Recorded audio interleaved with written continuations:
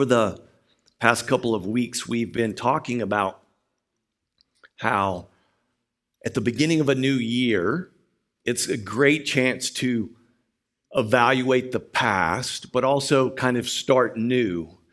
And it's a weird mental thing because it's, at least for me, I can start fresh and I can start new in 2023. But the reality is we can start fresh and new every day.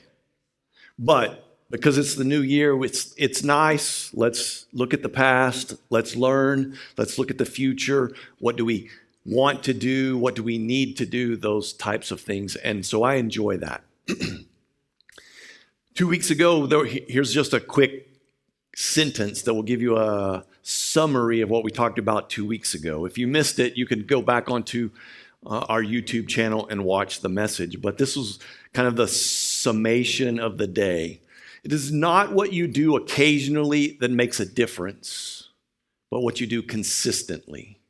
And we talked about the idea of being consistent in all areas of our life, but specifically in our faith, being consistent in prayer, consistent in reading the Bible, consistent in attending church, consistent in being with godly friends. That was the idea. And if you were with us last week, we talked about the idea of devotion and being devoted. And if you really want to be fully devoted, it's not going to happen by accident.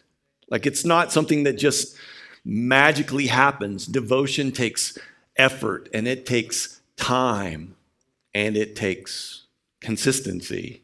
So if you missed that, you could watch it on YouTube. But today, we're going to talk about another word. It was a bit of a trick. Can I say that I tricked you without being, not all of you participated, but some of you did. On Instagram last week, I posted an image, and it just said, at the end of your life, if you could pick one word that you would hope that people would use to describe you, what word would it be? And several people picked, there was a lot of really good words that people picked. Somebody said, I would hope that people would say, I'm honest, I'm kind, I'm blessed. Like, there was 10 or 15 different answers that people put on there. And I think that they were all really good.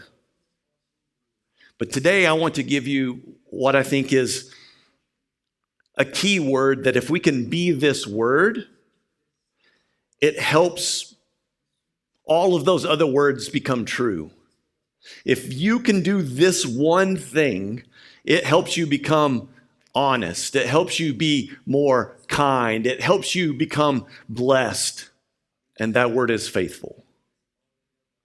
We're going to talk about how you and I can be faithful, because at the end of my life, and hopefully at the end of your life, this is what you hope as well, that you get to stand before God and hear him say, well done, my good and faithful servant. So I think faithful is probably a pretty big deal. The problem is, you and I, we tend to naturally go towards comfort and ease. Like, nobody wants to admit this, but like, we like comfort and we like ease, but being faithful is hard work sometimes. Like, it's not always easy to be faithful. And so if we're not intentional in being faithful, we drift towards comfort and ease. Like, maybe you're just way more disciplined than me.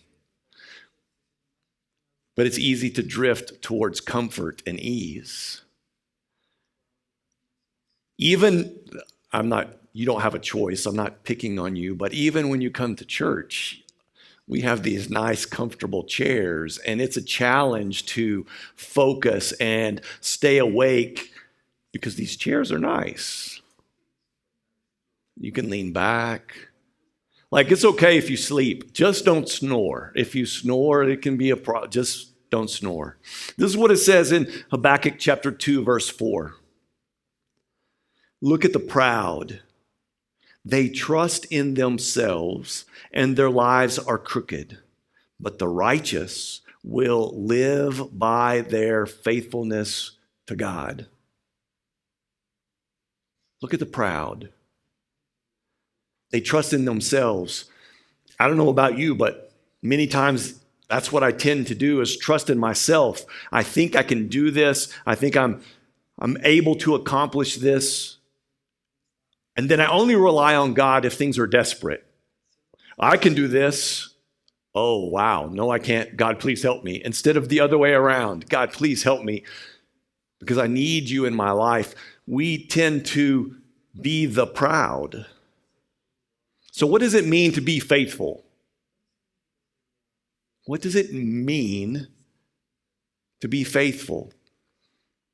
I think most of us, I won't ask you right now, but most of us, if we said, what does it mean to be faithful? We would respond by, I think it means being good. Has something to do with being good. And while I think that might be partially true, it's actually not what Jesus talks about when it comes to being faithful. Jesus, when he's talking about faithfulness, has three different categories. He splits things up into three different categories when he's speaking about being faithful. One of them is how you treat people. If you treat people well, that's a form of faithfulness. And so Jesus talks a lot about how we treat people. The second thing that he talks about is managing your resources, the things that God has given you. Your time, your talent, your treasures, like managing those well, faithfulness. That's what Jesus talks about. And then the third category that he uses is responding to God. Like God prompts you to do something and you respond quickly and well. I don't know if I said that correct in English. If you don't pay attention to my English because it's not right. But Jesus talks about responding to God. So how can you and I then become faithful according to these three categories that Jesus lists? Look for ways, number one, look for ways to support and encourage others. Like be intentional. How can I find a way to support and encourage the people around me? The second thing is just look for ways to better use and grow the resources that God has given you. Like even the person who has the least amount of time, well, we all have the same time, treasures and talents, like you've been given something by God, use it well. And then obey when God prompts is the third piece of that. God speaks to us all the time, and most of the time we pretend like we don't listen, get busy and don't say yes. So the first thing, I want us to dig into this a little bit. The first thing is see others as an opportunity to have a positive impact. This is faithfulness. See every person that you interact with as an opportunity to encourage, to invest, to have a positive impact. How can you bless the person that you're going to talk to after church? How can you encourage the person that you're going to talk to at work?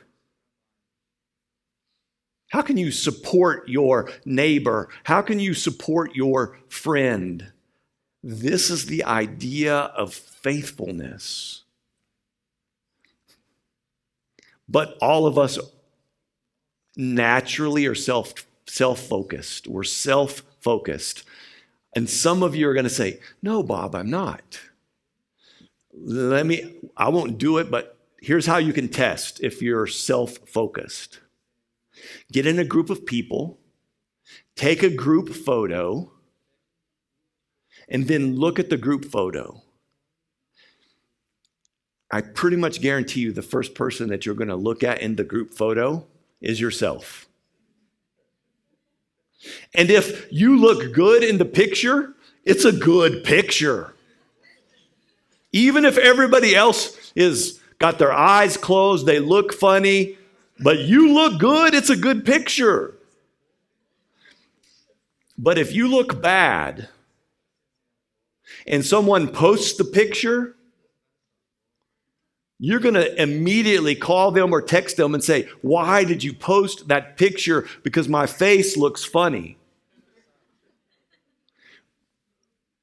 We are naturally self-focused.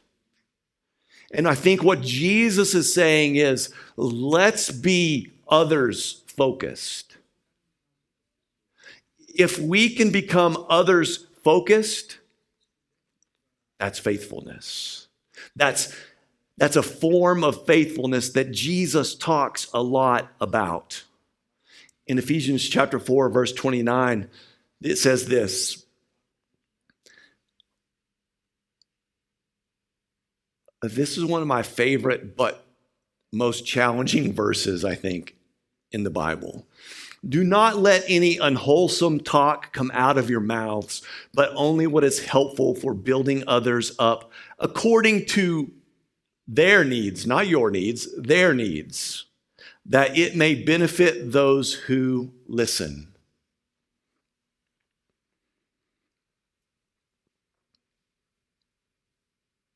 Depending on your personality, like some of you are naturally good at talking, you get in a group of people and you talk. If you're by yourself, you talk, like you're just good at talking. But what this is saying is when you speak, make sure that what you speak is not unwholesome, but it's good for encouraging, supporting, blessing, lifting up the people that you're speaking to. Be careful with the words that you use. Speak an encouraging word. There's tons of examples, and we don't really have time to look at a lot of them in the Bible, but if you grew up going to church, you'll know this story. If not, let me briefly tell you the story. There's a woman who is caught in adultery, and there's a group of people, mostly made up of men, standing around her, calling her names, and they all have rocks in their hands, and they're about to throw these rocks at her and ultimately kill her. And the Bible says that Jesus bends down onto the ground and he draws or writes on the ground. We don't know what it said on the ground. It doesn't tell us what it said. But as Jesus writes in the dirt, all of these people who wanted to kill this woman slowly start walking away. And Jesus looks at her and says, "Where are all your accusers?" And she says, "There are none." And Jesus says powerful words to her. "Neither do I condemn you. Go and live a righteous life." All of those people were wanting to speak poorly of her and throw rocks at her. Jesus says something along the lines of, "Oh, really? What about your sin?" And they leave. And he encourages this woman. He does speak truth to the woman, but in a kind and gentle way, and tells her, go live a righteous life. Peter, like one of the boldest disciples that Jesus had, he denies Jesus 3 times. "I don't know him." "Oh, aren't you a follower of Jesus?" "I don't know him." "I've seen you with Jesus before." "No, you haven't." Like he denies Jesus 3 times. Jesus has this encounter with Peter and asks him a simple question. "Do you love me?" do you love me? Peter says, yes, I do. Like, this is wrong. I'm admitting it's wrong. But if I'm Jesus, the next time when I see Peter and I are going to have some words, and they're not going to be encouraging. You fool. After all you saw me do, you're going to deny who I am. I'm just saying, it's obvious I'm not Jesus. But I would be angry. And Jesus says, do you love me? And he responds, yes. And Jesus doesn't look back on his sin. Jesus doesn't condemn him. Jesus doesn't say bad, negative things to him. He says, Peter, go and do my work. The power of words. Now, I get it. That's Jesus. But you and I still have power in our words to put down or encourage, shame or bless.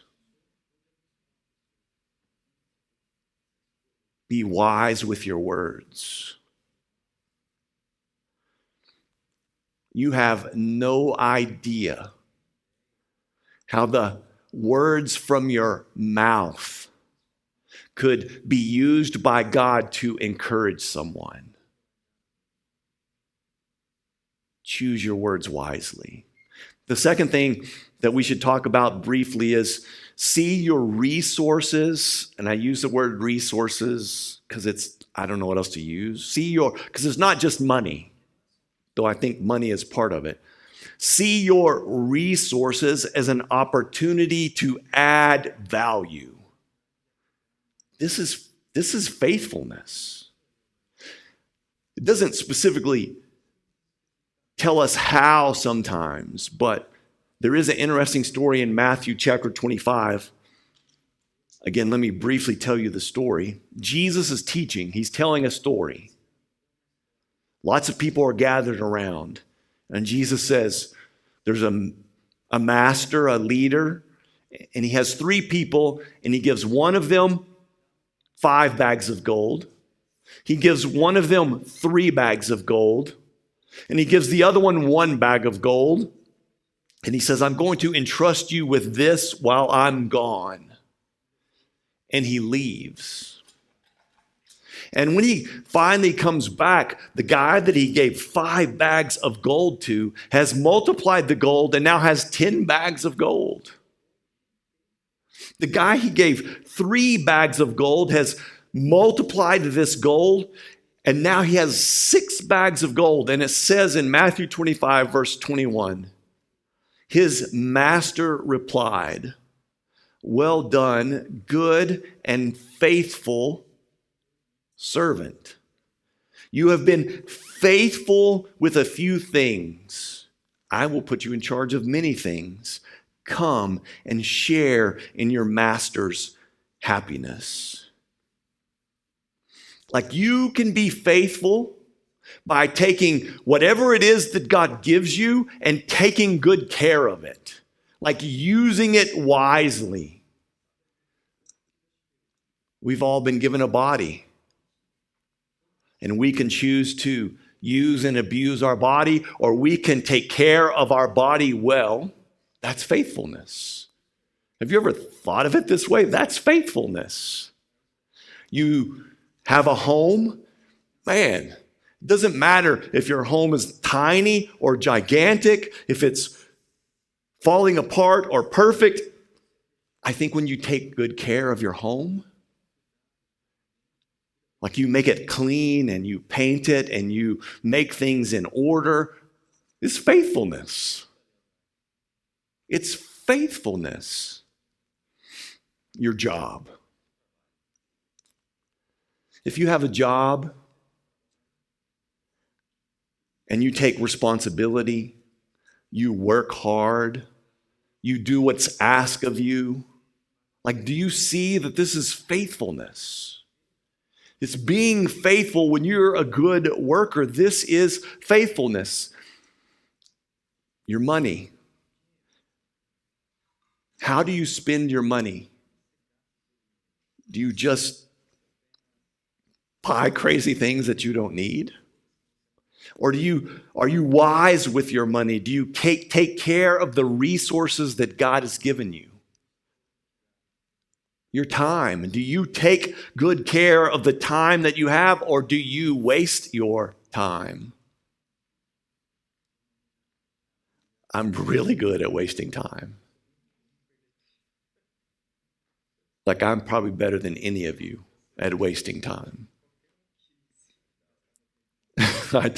Like, we need to be good stewards, take care of the time that God gives us. So the one bag guy, this is what it says in verse 25 and 26. The master asked him, "Where's my money?" So I was afraid, and I went out and I hid your gold in the ground. See, here is what belongs to you. So he didn't lose the money. He didn't waste the money. He hid the money. And the master replied, I got to be honest, this is painful and a little scary. The master replied, "You wicked and lazy servant." You wicked and lazy servant. You didn't do anything with what I gave you. Be wise with the resources that God gives you. This is faithfulness. The third area, every prompting from God is a chance to honor God. I love what it says in Acts chapter 20, verse 22. Paul, one of the greatest Christians who's ever lived, things are going well for him. He likes the people that he's spending time with. It's going well for him. And then he says this, "And now, compelled by the Spirit, I'm going to Jerusalem, not knowing what will happen to me there." He didn't really want to go. And this word compelled could be described as wrapped up by a rope and pulled. He's wrapped up by a rope and pulled by God to go somewhere. And to be faithful, he says, I must go. Faithfulness is responding yes, even when you don't know the outcome. We want to know the outcome. You and I want to know the results. But we got to say yes when God prompts us, even when we don't know. A couple of quick stories. 1999, and some of you are like, whoa, that's a really long time ago. I know, I'm old. 1999, I felt this prompting from God to go and start a church. Now, if you've never been to the United States, this might not completely register for you, but I grew up in the south part of the United States in a state called Texas. And I felt like God was prompting me to go to the north part of the United States, a state called Wisconsin, and start a church. Lots of differences, but one of the biggest differences, Texas, warm. Wisconsin, very cold. We didn't know anyone who lived there. I have 2 little kids. We live 30 minutes from some of our family. We're going to go and now live 24-hour drive away from our family, but we felt like that's what God was prompting us to do. Long story short, I don't know how else to explain this. Not much really happened. Like, it was kind of disappointing. Like, there's not a great miracle. There's not this great gigantic church. There wasn't a move of God, but we responded to what God wanted us to do. And I think because of that, I don't know the whole outcome, but in part because of that, I now live in Brazil. And If you want to know the whole story, talk to me later. But remember Habakkuk chapter 2, verse 4, we read it at the beginning. But the righteous will live by their faithfulness.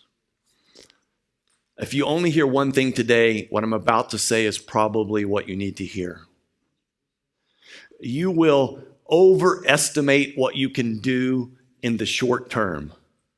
We all have a tendency to do this. You will overestimate what you can do in the short term, but you will underestimate what God can do with a lifetime of faithfulness.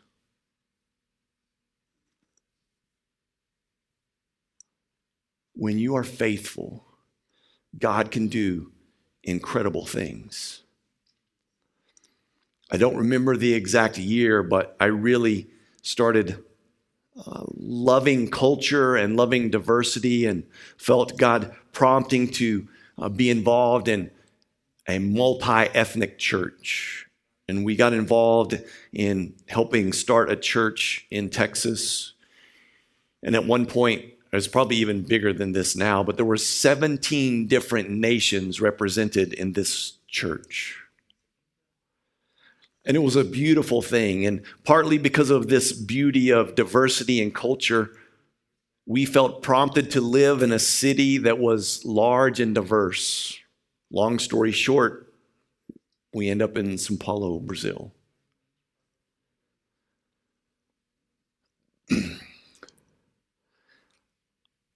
I felt like God was saying, go to this diverse city and you can have an impact on the world. And if I'm being honest, I've been in Brazil for 6-ish years, and if I'm being honest, it hasn't all been great. In my mind, I had this idea of people from hundreds and hundreds of people from all over the world gathering in our church to worship, and it never looked like that. But because of the faithfulness of people before I came, people like Yvonne, people like Vanusa, because of their faithfulness, I did some research and I was overwhelmed.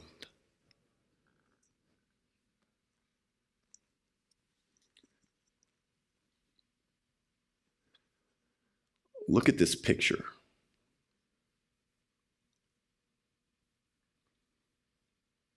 Show me that picture with the flags. That one.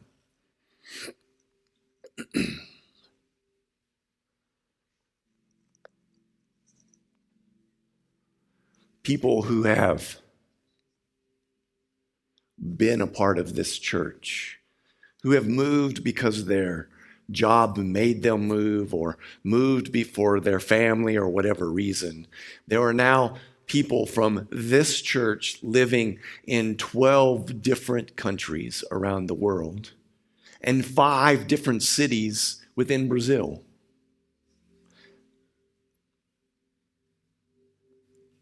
Obedience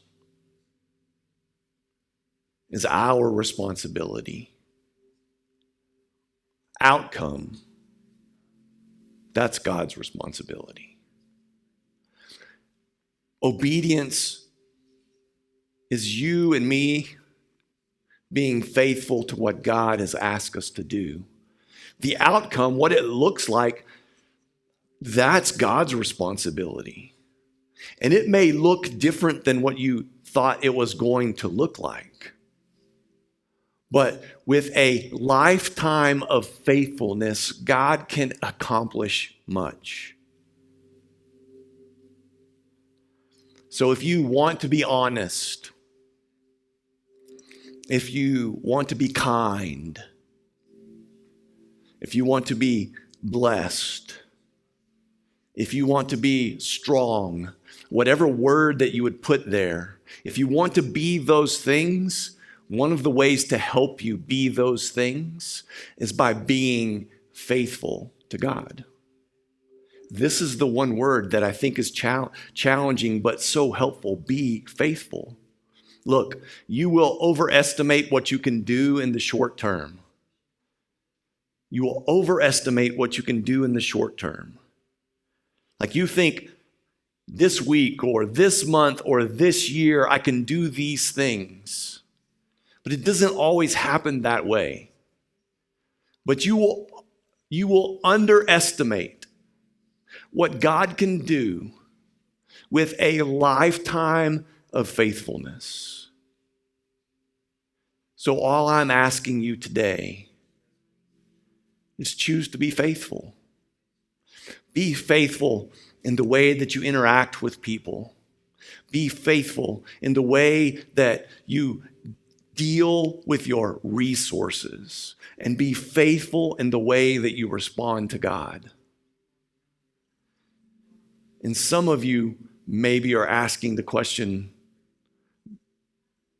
I feel guilty because I haven't been faithful. I would tell you, calm. Because the Bible reminds us, I think it's in 2 Timothy, that when we are unfaithful, God is still faithful. So if you've been unfaithful, be encouraged, my friend, because God is still faithful to you. Just be faithful today. Don't worry about tomorrow. Don't worry about yesterday. Be faithful today.